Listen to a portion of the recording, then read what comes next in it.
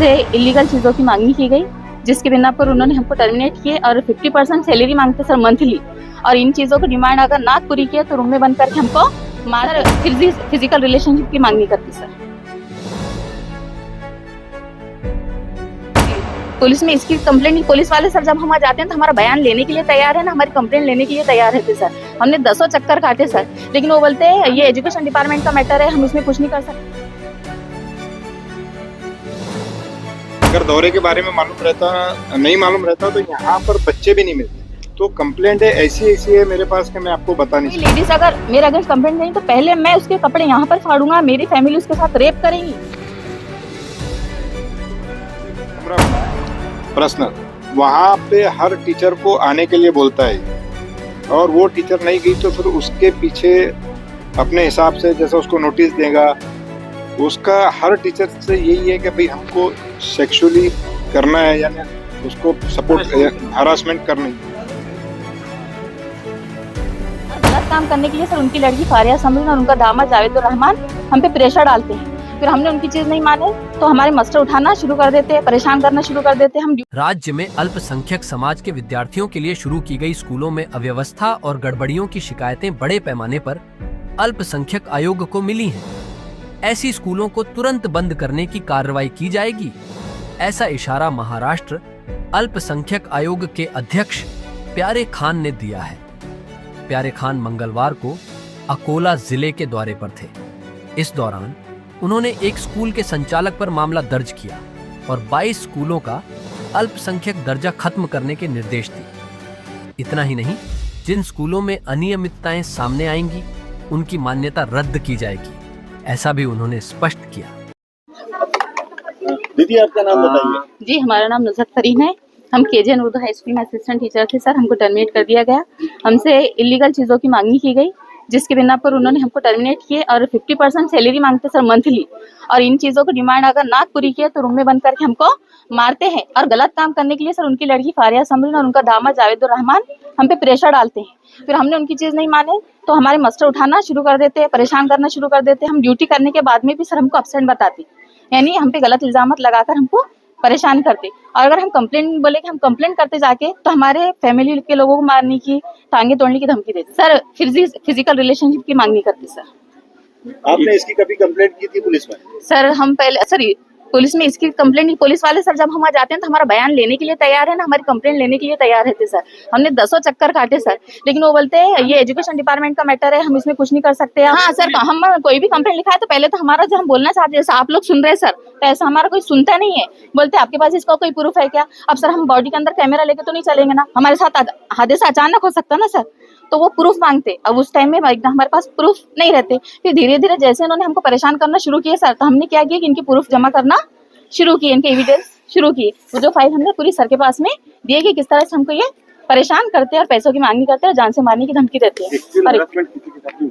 जी madam, वो sir एक है 76 का गुना था। एक चीज बताइए, महिला शिक्षकों के साथ किस तरीके से अभद्र व्यवहार होता है, क्या करते हैं? कहा जा रहा है कि बंदूक की नोक पर भी। जी, अभी कोई चीज नहीं मांगा और ये कंप्लेंट देने के लिए जाना सर, तो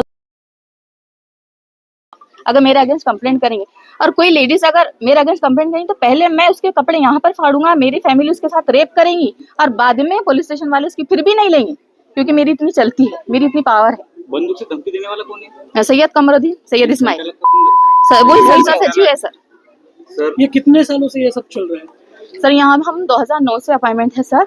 तो पहले नॉन ग्रांट स्कूल में हमने 8-9 साल किए सर, तो तब कुछ नहीं था क्योंकि हमने फ्री में काम किए। लेकिन जैसे ही हमारा 20% सैलरी हमारा ग्रांट आ गया सर, तब से हमको तकलीफ शुरू हो गई। महिला शिक्षकों से उनकी सैलरी में से भी अमाउंट मांगा जाता है? जी 50% सर।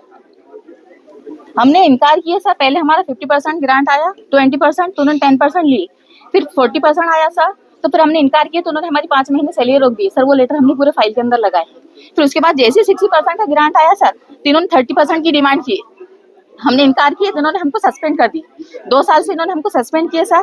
फिर हमने मांगनी की, इन्होंने पेमेंट नहीं डाले तो हम कोर्ट में गए, कोर्ट से हम केस जीत के आए सर। वो 4 महीने हो गए आपको बताया गया है? देखिए, हम तो मेरे पास जब इसकी 2500 कंप्लेंट आई सेक्सुअल हरासमेंट की, ये फिर क्या किसी बच्चियों को उठा लेता है, इनके टीचरों के बच्चों को उठा लेता है।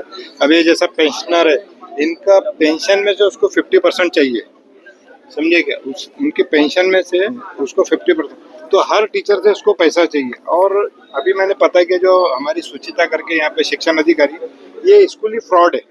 एक्चुअली एक जगह में दो स्कूल नहीं हो सकते, एक जगह में एक। अभी आप देखिए स्कूल के हालात है, ये सिर्फ और सिर्फ गवर्नमेंट का पैसा डकारने के लिए, फ्रॉड करने के लिए इस टाइप के जो काम, यहाँ बच्चे भी नहीं होंगे मेरे को लगता है। जब हम अभी तो मेरे दौरे के बारे में मालूम पड़ा है, अगर दौरे के बारे में नहीं मालूम रहता तो यहाँ पर बच्चे भी नहीं मिलते।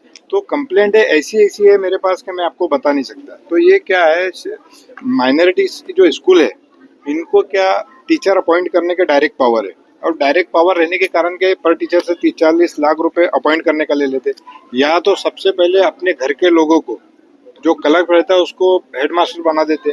तो इस टाइप के भी लोग, अभी यहाँ का एचएम जो है वो फरार है। मैंने अभी सबसे पहले यहाँ का एचएम के बारे में पूछा तो वो यहाँ पे था नहीं, वो फरार है।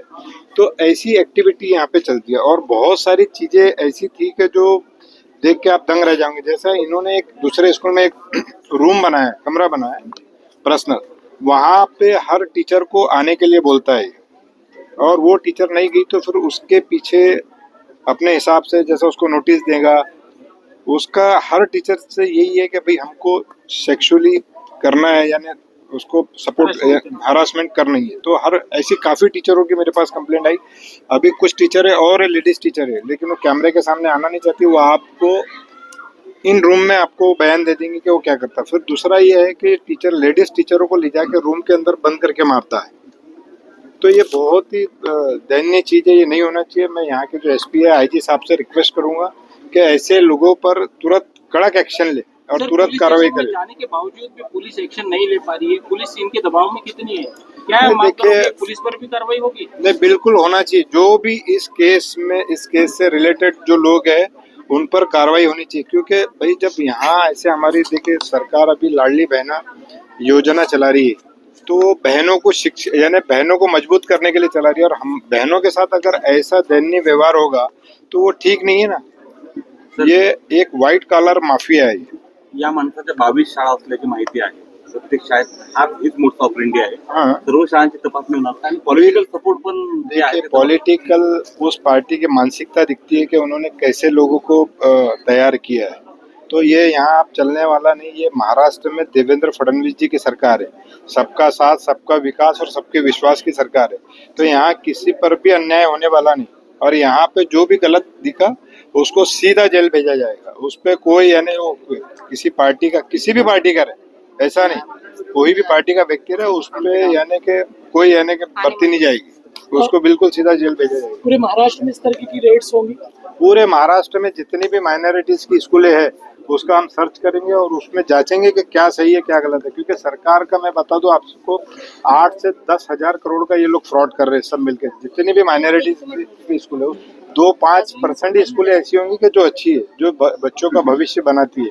95% जो स्कूलें है वो बच्चों का भविष्य खराब कर रही है, तो वहाँ बच्चे है ही नहीं। और ये लोग इस टाइप के जो माफिया है वो सरकार का पैसा का दुरुपयोग कर रहे हैं। सरकार जो पैसा दे रही है उस गरीब तक पहुंचाने के लिए, लेकिन उस पैसे का दुरुपयोग इस टाइप के जो माफिया है। अभी आप देखिए स्कूल एक जगह में, आप शिक्षण अधिकारी हमारे साथ है सुचिता करके, उससे आप पता करिए कि एक जगह में 2 स्कूल रह ही नहीं सकती। यहाँ एक स्कूल के लिए ग्राउंड नहीं है, एक स्कूल के लिए बच्चों को सुविधा नहीं है, और एक गली में से आप देखते हैं यहाँ पे कैसे जानवर बैठे, आने के लिए रास्ता तक नहीं। तो ऐसा ये लोग काम कर रहे हैं। तो इनकी सारी स्कूलों पे हमारे पास तो इसकी जितनी भी 20-22 स्कूलें हैं उस पर हम कार्रवाई करने जा रहे हैं।